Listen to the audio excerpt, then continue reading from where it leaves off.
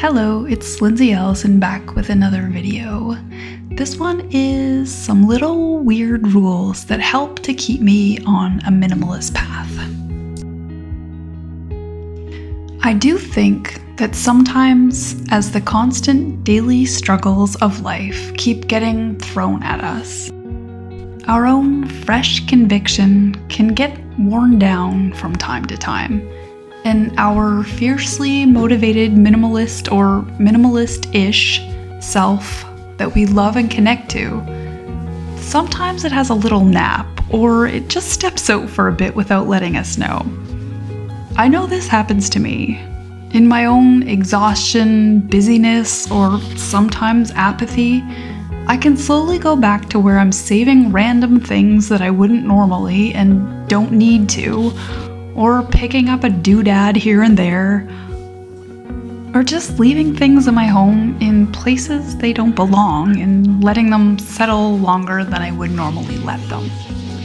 And then, a few weeks, days, or months later, suddenly my inner minimalist wakes back up to a shock and my tidy little home doesn't quite look the way that I like it to.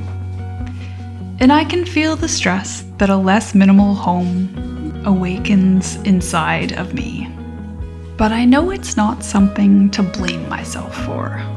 Life is hard, relentless, and unpredictable. And sometimes it gets more so. Most of us are dealing with too many things, and it can be hard to stay on top of all of them. The truth is, in letting my home return to disarray though, it's likely that we're making our already hard lives even harder.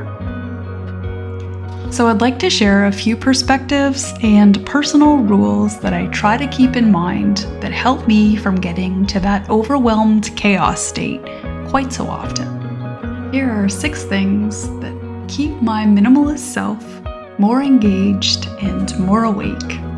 Number 1, I think of my home as my own little garden. I plant only what I like, and I remind myself to pull the weeds regularly. Our home is important. It protects us when we are in our most vulnerable states.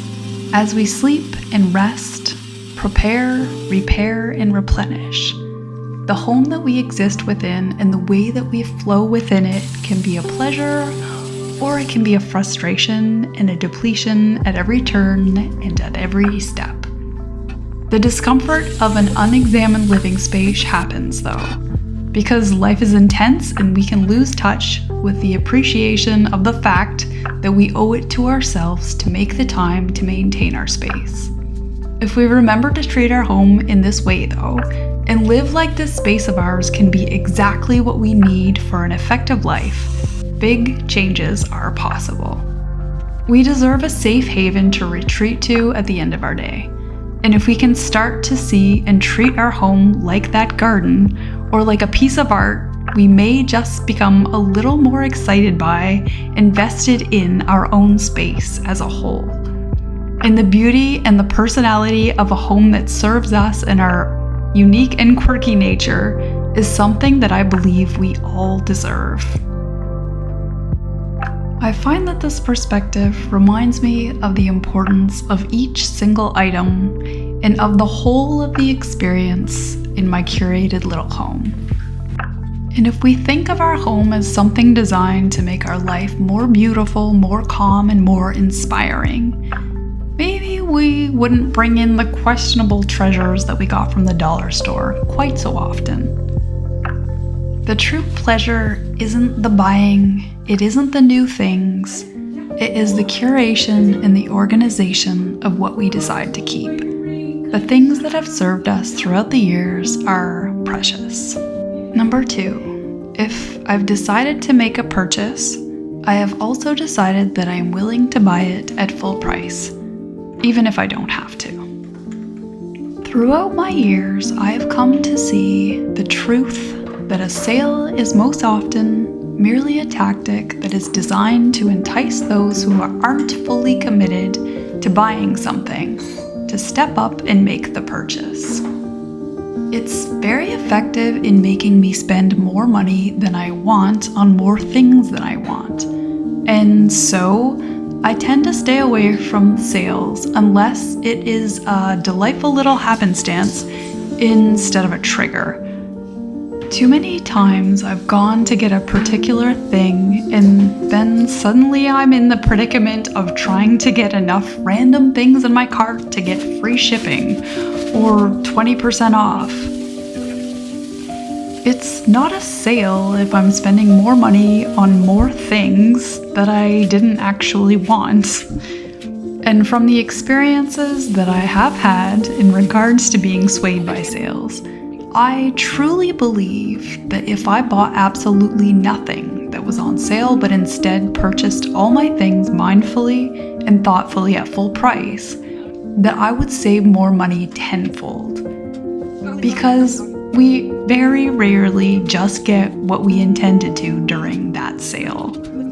That's the game, and I'm not playing.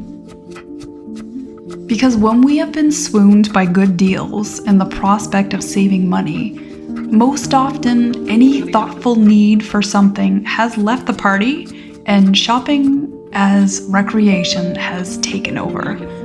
I have too many truly enriching hobbies to put my energy into, and shopping will never again be one of them. Number 3, I make a habit of not buying something the first time I see it. When I'm out, even at the grocery store, if I see something that I don't normally buy and had no intention to buy, that is not an imperative need, I just don't pick it up. It doesn't mean that I won't decide to get it in a week or even the following day. Just that I owe it to myself to have a think about it when I'm not in the store.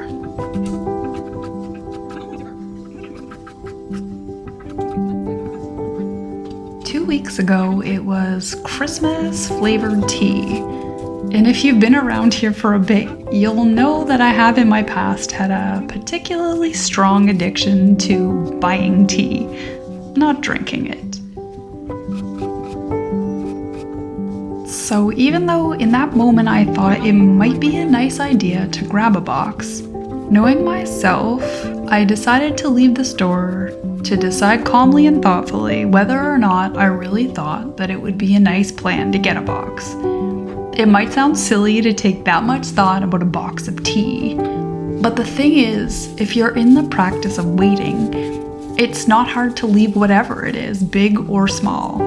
And if I did just get all those little things, well, I used to when my home and finances were a bit disastrous. Number 4. I don't let myself buy another one until I have used up or worn out the one I have now. This goes for pretty much everything, whether it's winter boots, hand cream, t-shirts, or tea. But there is a caveat to this one, which is that if I actively decide to get rid of the one that I have now, that's fine too. Because I have made a clear, responsible decision that I'm not going to use the old one anymore and I'll donate it or sell it or discard it. For me, it's really just about not letting the purchase just happen. No tripping onto a new one before I need it. So my box of herbal tea, I won't allow myself to get another until I've finished the one that I already have. Even if it's not my absolute favorite. I bought it, it's fine, I'll drink it, and if I want another, then I can get another. Not only does this practice keep my inventory low, but it also provokes me to get more mindful when I do decide to buy something, because it's not a throwaway. Generally, if I get it, I intend to use it. So I stick to things that I know I'll like, less whims, and more logical decisions. Of course, every once in a while we just have to try something, but I do know myself pretty well. Number 5, I don't buy multiples or sets if it isn't my direct goal to do so. So many times when I go searching for something in particular and I want one, I find a deal on 4, 8, or 40 of the object in question. The only thing is, I truly only need the one. In this case, I actively try to find one, but maybe a more quality version of the item that will likely last longer. Oftentimes, I've noticed that the more they want to give you at once, the more cheaply made the item is.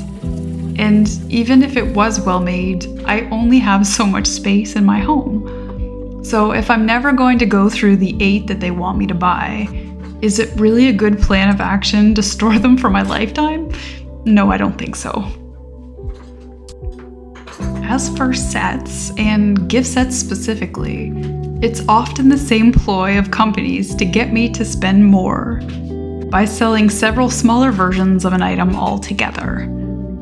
But more is almost never better.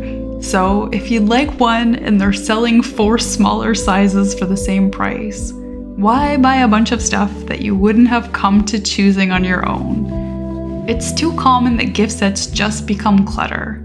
If I'm buying a gift, I'd rather get more specific on what someone would like, or I'll just get a gift card. Number 6, I don't overstock on things. I truly believe that if we have too many or too much of something, that we can lose respect for it. Even simple things like when I have too many granola bars, they have more of a tendency to get lost in bags and cupboards. Or I'll eat more of them than I really want to when I can't be bothered to make myself a sandwich. Maybe it's just me, but when I have fewer of something, I tend to appreciate it the way that I feel that I should. Although I try not to do too much overstocking. Of course, there are times when buying a little extra of a staple just makes sense. But generally, I find it to be a better practice to not stock up too vigorously on any item. Not only is it possible that we'll lose interest in the product, it's also possible that it might expire before I get through them all. So that's it. That's the 6 little rules I keep for myself that I think help to keep me on my minimalist path. What do you think? Are there any of these ones that you practice as well? Do you have any rules of your own that you find help you? Let us know in the comments.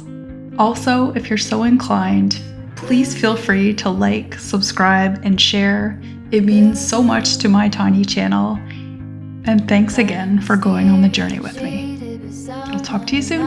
Bye. Do you need to fix it? Talking bullshit. It's hard to see you when your eyes look dull. Who's gonna save you?